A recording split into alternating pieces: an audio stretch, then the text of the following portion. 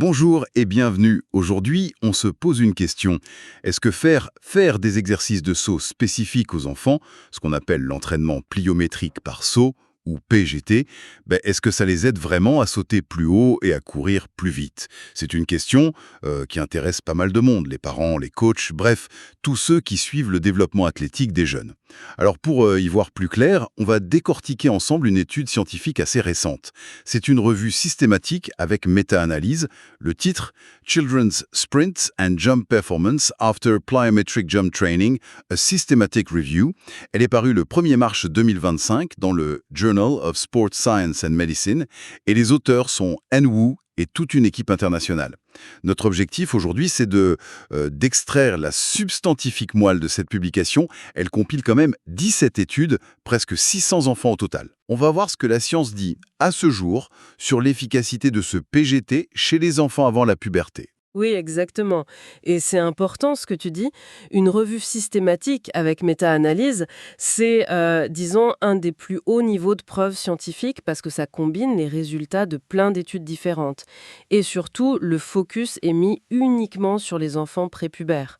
Donc, en gros, avant 13 ans chez les garçons, 11 ans chez les filles, ou selon des critères de maturation bien précis. Et pourquoi c'est si important cette précision sur l'âge?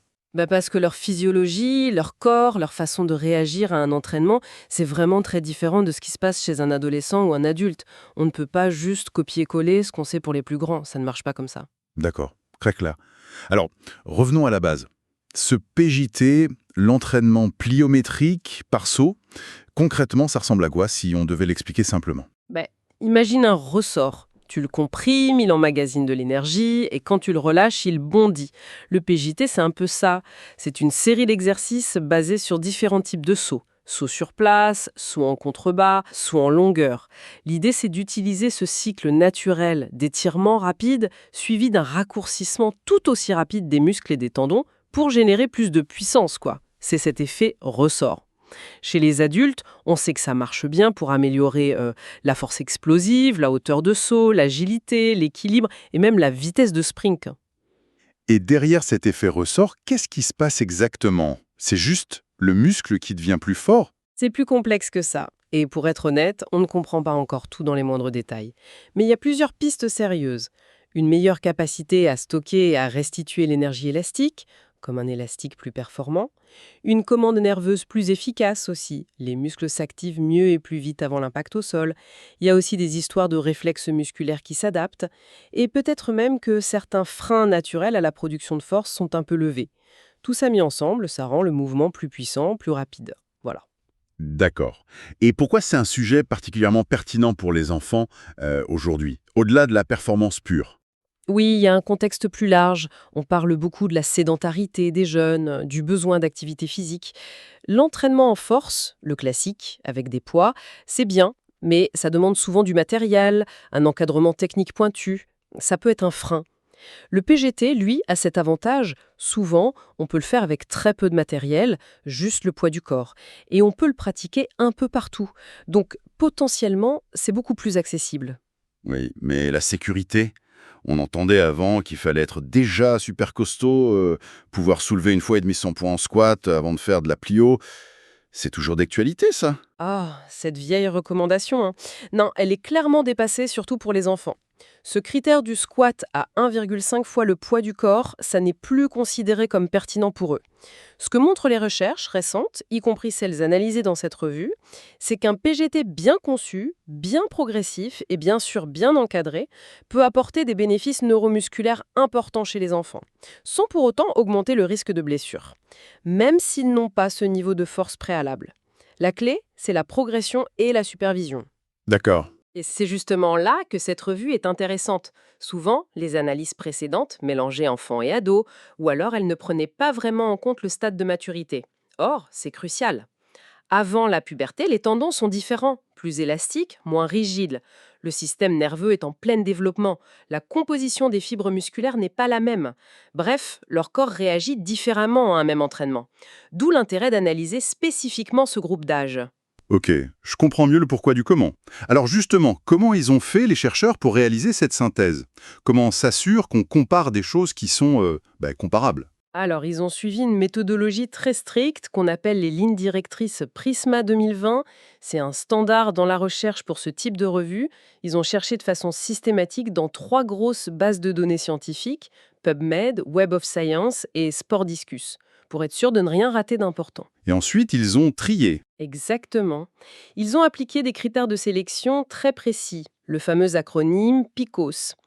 P pour participants, que des enfants prépubères, bien définis. I pour intervention, un programme d'entraînement PGHT. C pour comparaison, il fallait un groupe témoin qui ne faisait pas de PGHT. O pour outcomes, les résultats mesurés, des tests de performance en saut vertical avec contre-mouvement CMJ, sans contre-mouvement SJ, sans longueur sans élan SLJ, et l'indice de force réactive RSI, et en sprint sur des distances de 5 à 30 mètres. Et S pour type d'étude. Ils n'ont gardé que les essais contrôlés randomisés, les RCT. C'est le type d'étude qu'on considère généralement comme le plus fiable pour évaluer si une intervention fonctionne vraiment. Et au final, sur toutes les études qu'ils ont pu trouver au départ, il en est resté combien dans l'analyse? C'est un nombre correct, mais ce n'est pas énorme non plus. C'est un premier point à garder en tête pour la portée des conclusions, quoi. 17 études. Et la qualité de ces études, ils l'ont évaluée? Oui, et ça, c'est un point absolument fondamental qu'ils soulignent eux-mêmes. Ils ont utilisé des outils pour évaluer ce qu'on appelle le risque de biais. C'est-à-dire, est-ce qu'il y a des défauts dans la méthode de l'étude qui pourraient fausser les résultats? Et le constat, c'est que la majorité des études, 15 sur 17, présentaient quelques préoccupations. Souvent, c'était lié à la façon dont les enfants avaient été répartis dans les groupes ou au fait que les personnes qui mesuraient les performances savaient quel enfant faisait quoi. Mais le plus important, c'est l'évaluation globale de la confiance qu'on peut avoir dans les résultats via une méthode qui s'appelle GRADE. Et là, la conclusion est que la certitude des preuves est faible à très faible. Attends, faible à très faible, certitude. Ça veut dire quoi concrètement? Que les résultats qu'on va discuter maintenant, ils ne sont pas fiables. Ça veut dire qu'il faut être extrêmement prudent. Les résultats suggèrent une tendance, oui, mais on ne peut pas être sûr à 100% que l'effet observé est réel ou qu'il est de l'ampleur mesurée. Des recherches futures mieux conçues pourraient tout à fait changer ces conclusions, voire les contredire. C'est un peu comme avoir des indices prometteurs, mais pas encore de preuves solides, tu vois. Il faut vraiment garder cette grosse nuance en tête pendant toute la discussion. D'accord, message bien reçu. Prudence maximale. Alors, justement, avec cette réserve en tête, qu'est-ce que ces 17 études nous disent sur les performances en saut? Alors, pour le saut vertical en général, quand on combine toutes les données, le PGT semble entraîner une amélioration qu'on peut qualifier de modérée par rapport au groupe qui ne faisait rien de spécifique. La taille d'effet global, le S, était de 0,78. Et statistiquement, c'était significatif. Modéré, d'accord. Et si on regarde les types de sauts verticaux? Oui, si on affine un peu. Le Counter Movement Jump, le CMJ, donc le saut où on fléchit d'abord les genoux avant de pousser très fort, c'est là qu'on a vu la plus grande amélioration. Un effet considéré comme large, avec un ES de 0,81. Pour le squat jump, le SJ, où on part accroupi sans prendre d'élan vers le bas, il y avait aussi une amélioration, mais un peu moins marquée. Un effet modéré, ES de 0,57. C'est intéressant que le CMJ réponde mieux. Ça colle avec l'idée de spécificité, non? Le CMJ utilise cet effet ressort dont tu parlais, comme les exercices de PGT? C'est l'explication la plus logique, oui. Le CMJ utilise à fond le cycle étirement-raccourcissement. C'est le même mécanisme que dans la plupart des exercices PG. Le SJ, lui, est censé l'inhiber un peu. Donc, le transfert d'entraînement serait moins direct. Après, il y a une petite subtilité technique. Est-ce que les enfants arrivaient vraiment à faire un squat jump pur, sans tricher un peu avec un petit contre-mouvement? Surtout après avoir été entraînés à sauter avec élan. Malheureusement, les études ne donnaient pas assez de détails biomécaniques pour en être sûrs. D'accord. Et pour le saut horizontal, le saut en longueur, sans élan, le SLJ, est-ce que sauter plus haut aide aussi à sauter plus loin? Eh bien, il semblerait que oui, chez ces enfants en tout cas.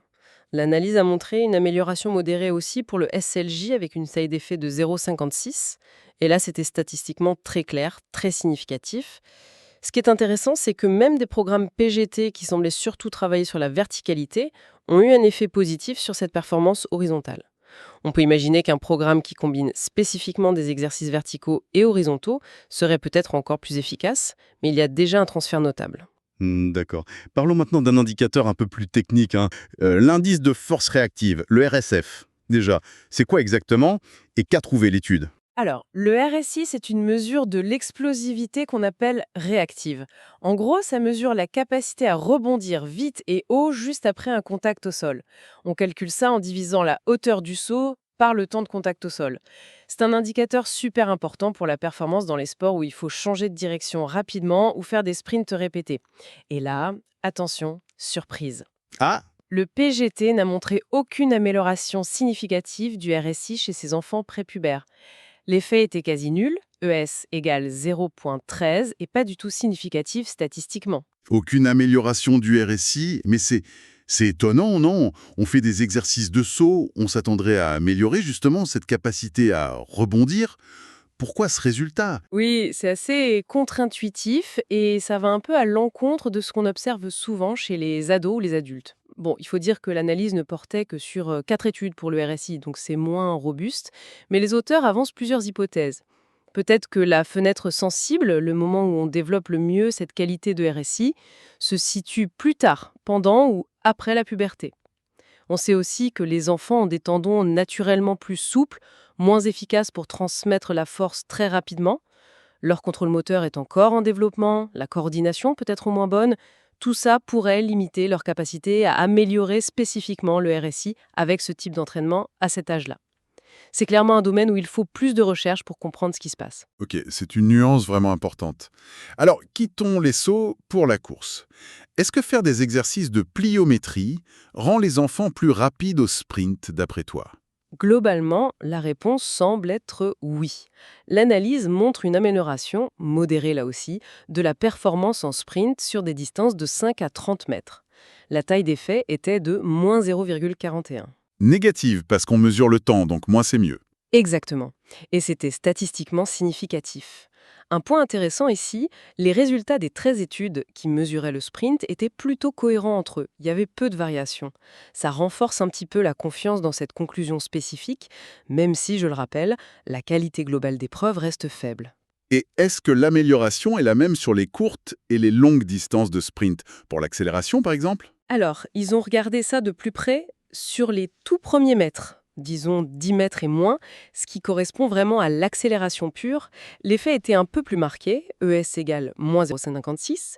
Sur les distances un peu plus longues, au-delà de 10 mètres, qui reflètent davantage la transition vers la vitesse maximale, l'effet était toujours là, mais un peu moins fort, ES égale moins 0,39.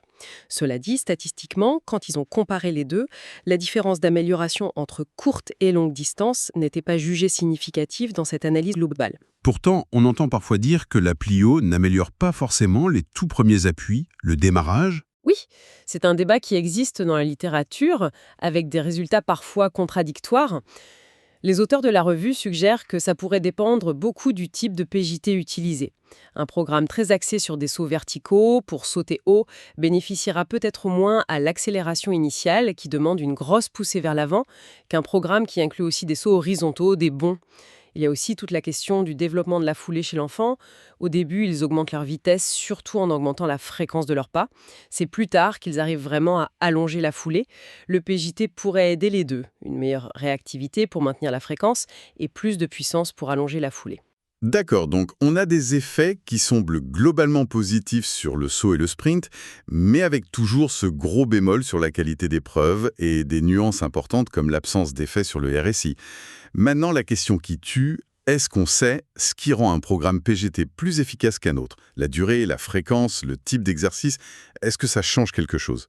Ah, la fameuse question. Oui, la méta-analyse a essayé d'explorer ça en regardant des sous-groupes d'études et en cherchant des corrélations. Alors, attention, on reste dans le domaine des indices et il faut interpréter ça avec beaucoup de prudence. Mais voici quelques points qui ressortent. D'abord, le tapering, tu sais, la phase d'affûtage où on réduit l'entraînement juste avant les tests. Eh bien, de façon assez surprenante, les études qui ne faisaient pas de tapering ont montré de meilleurs gains en saut vertical que celles qui en faisaient. Ah bon? C'est bizarre ça. Oui, mais attention, il y avait peu d'études qui utilisaient un tapering. L'hypothèse avancée, c'est que l'entraînement chez ces enfants n'était peut-être tout simplement pas assez intense ou volumineux pour nécessiter une vraie période de récupération spécifique avant les tests. Les auteurs recommandent quand même la prudence et d'envisager un affûtage léger pour éviter tout risque de fatigue. Ok. Quoi d'autre? Le genre. L'analyse a trouvé des effets plus importants sur le saut vertical dans les études avec uniquement des garçons, puis celles avec uniquement des filles, puis celles avec des groupes mixtes. Mais là, alerte rouge. Pourquoi? Parce qu'il y avait très très peu d'études sur les filles seules ou les groupes mixtes. Et on sait qu'avant la puberté, les différences physiologiques entre garçons et filles sont minimes. Donc tirer la moindre conclusion sur une différence d'efficacité liée au genre serait vraiment hasardeux. Il faut absolument plus d'études qui incluent des filles. D'accord. Prudence encore. Et la surcharge progressive? Le fait d'augmenter la difficulté au fur et à mesure? C'est un principe de base de tout entraînement efficace. Pourtant, l'analyse n'a pas réussi à démontrer que les études qui rapportaient utiliser une surcharge progressive obtenaient de meilleurs résultats. Alors, ça ne sert à rien d'augmenter la difficulté? Non, non, attention, hein. Ça ne veut absolument pas dire ça. C'est très probablement dû au fait que les études décrivaient mal comment elles augmentaient la difficulté. Les protocoles étaient trop variés ou mal rapportés pour qu'on puisse faire une comparaison fiable. En pratique, une progression lente, graduelle et adaptée à l'enfant reste absolument essentielle. Et y a-t-il des facteurs qui semblaient clairement liés aux améliorations? Oui, un seul facteur est ressorti de manière statistiquement significative lors des analyses de métarégression. Le nombre total de séances d'entraînement sur toute la durée du programme. Ah. Plus un programme comportait de séances au total, plus l'amélioration du saut en longueur sans élan, le SLJ, était importante. Par contre, la fréquence par semaine ou le nombre de sauts par séance ne semblaient pas être des prédicteurs aussi clairs dans cette analyse. Encore une fois, c'est peut-être lié au manque de détails rapportés dans les études. Bon, si on essaye de rassembler tout ça, quel serait le message principal à retenir pour un parent, un éducateur sportif qui nous écoute? Je dirais qu'il y a un double message. D'un côté, le PJT semble être une stratégie intéressante, prometteuse, pour améliorer certaines capacités physiques chez les enfants prépubères, notamment le saut et le sprint. Les gains observés dans ces études, bien que modestes, paraissent réels. Mais d'un autre côté, et c'est vraiment le point crucial, la solidité scientifique de ces preuves est aujourd'hui considérée comme faible à très faible. Il faut donc aborder ces résultats avec énormément de prudence, ne pas les prendre pour argent comptant. C'est une piste, oui, mais qui demande vraiment à être confirmée par des recherches de meilleure qualité.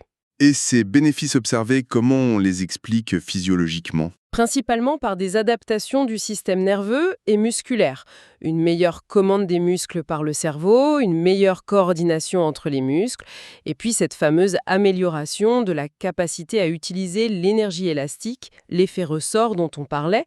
Il y aurait aussi des changements au niveau des fibres musculaires elles-mêmes qui deviendraient plus fortes ou plus réactives. Et toujours cette importance de la maturité. Oui, j'insiste là-dessus. Les enfants ne sont pas des adultes en miniature. Leur système musculo-squelettique, leurs tendons, leur système nerveux sont en plein développement. Leur réponse à l'entraînement est spécifique. On ne peut pas juste prendre un programme pour adultes et les réduire. Par exemple, certains exercices de PGT très intenses, comme les drop jumps, où on saute en contrebas d'une certaine hauteur, sont peut-être moins adaptés, voire potentiellement risqués pour les plus jeunes. Ils n'ont pas encore forcément la raideur des tendons ou le contrôle moteur suffisant pour bien absorber l'impact. Oui, ça se tient. D'ailleurs, un point qui n'est pas souvent abordé dans les études, mais qui est important en pratique, c'est comment les enfants atterrissent. Est-ce qu'on leur demande d'amortir beaucoup, un peu comme dans un CMJ, ou au contraire de chercher à rebondir très vite avec plus de raideur? Ça pourrait influencer le type d'adaptation qu'on obtient. Naturellement, les enfants ont plutôt tendance à atterrir en fléchissant pas mal les genoux, en amortissant. C'est une piste intéressante pour la recherche future. Est-ce qu'il faut adapter les consignes d'atterrissage en fonction de l'âge et de l'objectif? Si, malgré toutes ces réserves sur la qualité des preuves, on voulait quand même s'inspirer prudemment des programmes qui ont montré des effets dans cette revue, y a-t-il des lignes directrices générales qui se dégagent? Pas une recette miracle, hein, mais une tendance. Oui. En regardant ce qui se faisait en moyenne dans les programmes des 17 études jugées efficaces, on peut esquisser quelques pistes, mais toujours adaptées individuellement et avec beaucoup de progressivité. Fréquence. Souvent, c'était autour de 2 séances par semaine. Durée. Des programmes de moins de 12 semaines semblaient plus bénéfiques, surtout pour le saut en longueur, ce qui est cohérent avec l'importance du nombre total de séances. Volume. En moyenne, on était autour de 50 à 60 contacts au sol, donc 50 à 60 sauts par séance. Le total sur l'ensemble du programme dépassait souvent les 700 contacts. Repos. Très important, laisser 48 à 72 heures de récupération entre les séances de PGT. Exercice, une variété d'exercices incluant à la fois des sauts avec une composante verticale et d'autres avec une composante horizontale.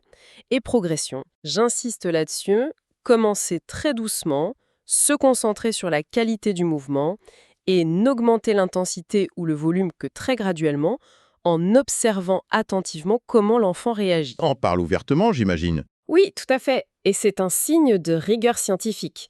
Ils identifient plusieurs faiblesses importantes dans leur propre travail, ou plutôt dans les données disponibles. Déjà, le nombre d'études incluses est limité, 17 au total, et parfois beaucoup moins pour certains résultats spécifiques comme le fameux RSCI. Ensuite, souvent, les études ne donnaient pas d'infos assez précises sur le stade de maturité exact des enfants, ou alors elles utilisaient des méthodes différentes pour l'évaluer, ce qui rend les comparaisons difficiles. L'intensité réelle de l'entraînement PJT, c'est très dur à mesurer et à standardiser chez les enfants. C'est un vrai défi. Parfois, les détails importants des programmes manquaient.